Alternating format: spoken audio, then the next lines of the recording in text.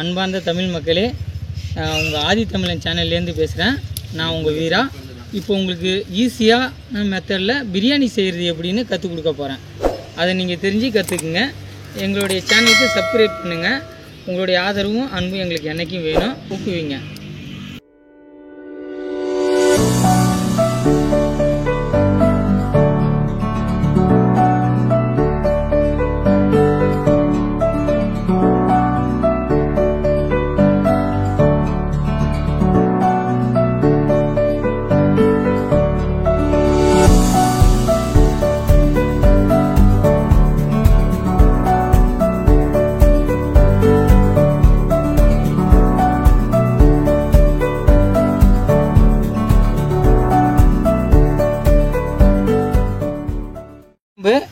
பட்டை, அன்னாச்சிப்பூ இந்த 4 தான் எடுத்துருக்கோம். போட்டுப்போம். ஓகே, இப்போ வந்து ஒரு 400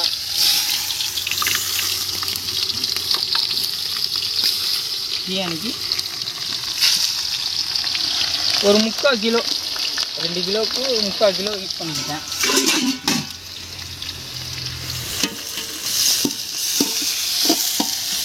கிலோ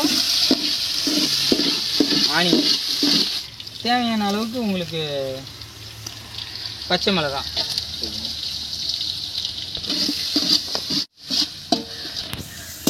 வந்து வெங்காயம் வந்து கொலன்னு ஆகக்கூடாது, நல்லா ஃப்ரை ஆகணும்.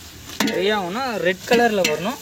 அதனால் நல்லா ஃப்ரை பண்ணுங்க. அப்போ தான் பிரியாணிக்கு நல்லா.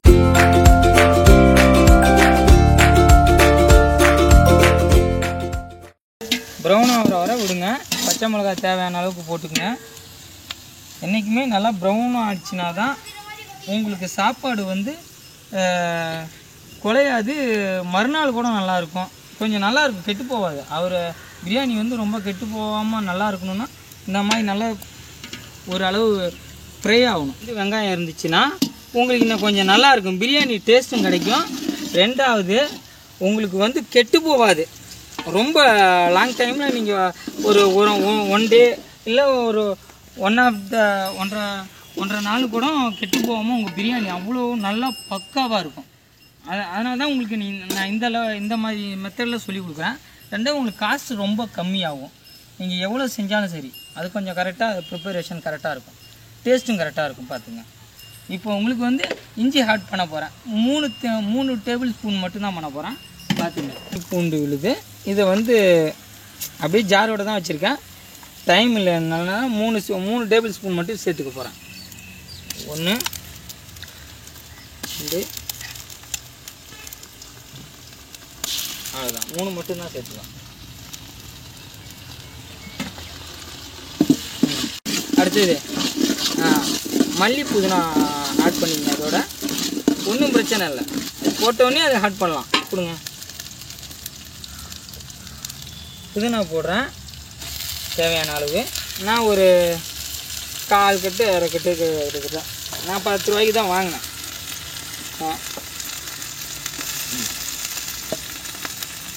இது வந்து மல்லி ஆட் பண்ணுறேன். மல்லி புதினா போடுறதுனால உங்களுக்கு வந்து ஓரளவு மற்ற மசாலா சேர்த்ததுக்கு எஃபெக்ட்டுக்கு இன்னும் கரெக்டாக இருக்கும். அதனால் நீங்கள் கண்ணாப்புனான்னு மசாலா சேர்த்து பிரியாணி வந்து நல்லா இருக்குன்ட்டு எல்லாம் போட தேவையில்லை. இது கொஞ்சம் நல்லாவே கொஞ்சம் சிம்பிளாக நல்லாயிருக்கும். ஸோ தேவையான அளவு கொஞ்சம் லைட்டாக உப்பு போட்டுக்கங்க. ஏன்னா இப்போ உங்களுக்கு இது கரெக்டாக இருக்கும். உப்பு லைட்டாக சேர்க்கும்போது தான் எதாக இருந்தாலும் உங்களுக்கு ஒரு பக்குவம் கிடைக்கும். அந்த ஸ்மெல்லு எல்லாமே கரெக்டாக உங்களுக்கு கிரியேட்டிவ் கரெக்டாக இருக்கும். தக்காளியை ஆட் பண்ண போகிறோம். பார்த்துக்குங்க.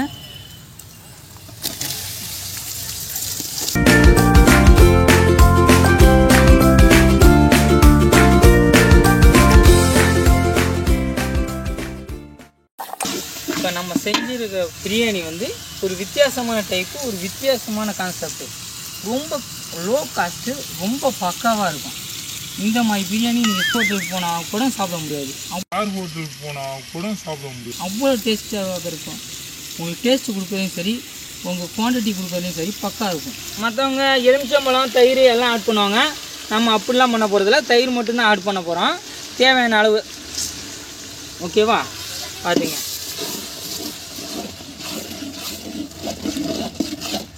இது வந்தோடனே ஒரு ரெண்டு நிமிஷம் விட்டு நம்ம மிளகாத்தூள் ஆட் பண்ணுறோம். மசாலா ஐட்டம் ஒன்றும் இதுக்கு பெரிய அளவில் நீங்கள் மசாலா எதுவுமே சேர்க்க தேவையில்லை. இப்போ வந்து சிக்கன் ஆட் பண்ண போகிறேன். தேவையான அளவு சிக்கனு பாருங்கள். நான் சிக்கன் ஆட் பண்ண போகிறேன். ஏற்கனவே 2 கிலோ பாஸ்மதி ரைஸ் ஊற வச்சுருக்கேன். அலசி ஊற வச்சிட்டேன்.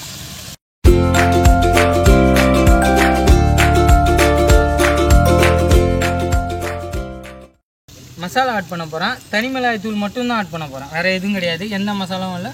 நான் சேர்த்த மசாலா மட்டும்தான் இதுக்கு, வேறு எதுவும் கிடையாது. இதில் வந்து நான் ஒரு 2 கிலோ பிரியாணிக்கு, 2 கிலோ பாஸ்மதி ரைஸ் பிரியாணிக்கு ஒரு 3 ஸ்பூனு, அதிகமாக இல்லை, 3 ஸ்பூனு தான். அவ்வளோதான். வேறு எதுவுமே ஆட் பண்ணல. ஓகே, பிரியாணியோட மெத்தடு வேறு எதுவுமே கிடையாது. பார்த்துக்கங்க மக்களே. இப்போது வந்து வாட்டர் சேர்க்க போகிறோம். ஆட் பண்ண போகிறோம். பாருங்க, அதுதான் நமக்கு தேவையான அளவு அரிசி ஆட் பண்ண போகிறோம். நான் கையில் தான் எடுத்து போடுவேன், கொட்டை முட்டை. ஏன்னா வந்து நம்மக்கிட்ட அந்த அளவுக்கு வசதி இல்லை. படிக்கிற அளவுக்கு பெரிய பாத்திரமோ இப்படிலாம் இல்லாதனால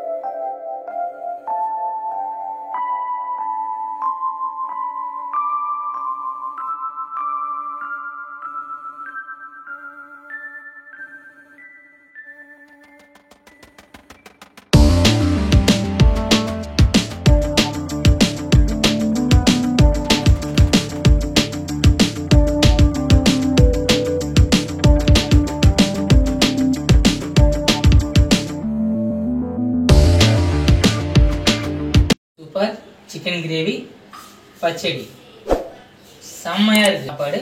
இதை செஞ்சு ட்ரை பண்ணி பாருங்கள். நம்ம சேனல் சப்ஸ்கிரைப் பண்ணுங்கள்.